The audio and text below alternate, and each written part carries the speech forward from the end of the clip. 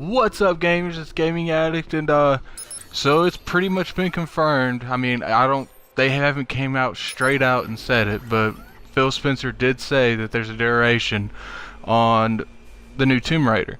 But I have to ask you this: he didn't say how long it would be. He just said there is a duration. Regardless, I'm thinking it's probably a year. That's my thoughts. I mean, and people are like, oh, people are just gonna bandwagon it, and they're just gonna wait for it to come out on the PS4. Okay. If you seem to think that it coming out a whole year before the other consoles isn't gonna help, you're highly mistaken. Let me ask you this: when's the last time you waited a whole year to play a game you wanted to play?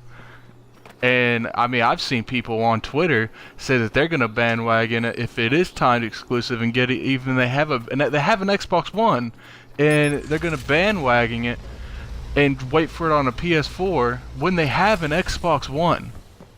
Why? Obviously, you thought of something when you bought the Xbox One. I mean, you spent $500 on the Xbox One, and I know for a fact this person bought it before the Kinect was dropped. So let me get this straight. You're gonna pay $500 for a game system, and it comes out a whole year, and you want to play this game. I mean, this is just me speculating too. It might never come out. Who knows what happens? It's still a year to the game drops. Then, my opinion, it's going to be a year timed exclusive. It might, in another whole year. We're talking 2 years here. Who knows what happens between now and the game dropping, first off, and who knows what happens after the game drops. I mean, PlayStation fanboys showed their ass by threatening the actress, breaking the CDs, their discs. I mean, that's pathetic. And now, I mean, developers don't forget shit like that. Obviously, they probably won't do a whole lot because money's money.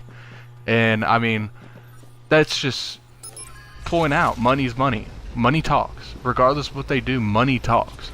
And I don't see them doing too much about it. They'll just look over the other shoulder. But who knows what happens when this game comes out. It might sell good on the Xbox One. People are like, oh, the sales aren't good on the Xbox One. It's a year before the game comes out. Let me keep you in mind, this game, I believe, is supposed to come out at like the middle to the end of next year. A holiday season. Middle to end of next year. And there's a good chance that Halo 5, I mean, not to mention that, damn, what's that? The Master Chief Collection comes out at the end of this year, so if you don't think that's going to pick up Xbox One sales, then you're drunk, or you're biased, or you're not, and it's probably both.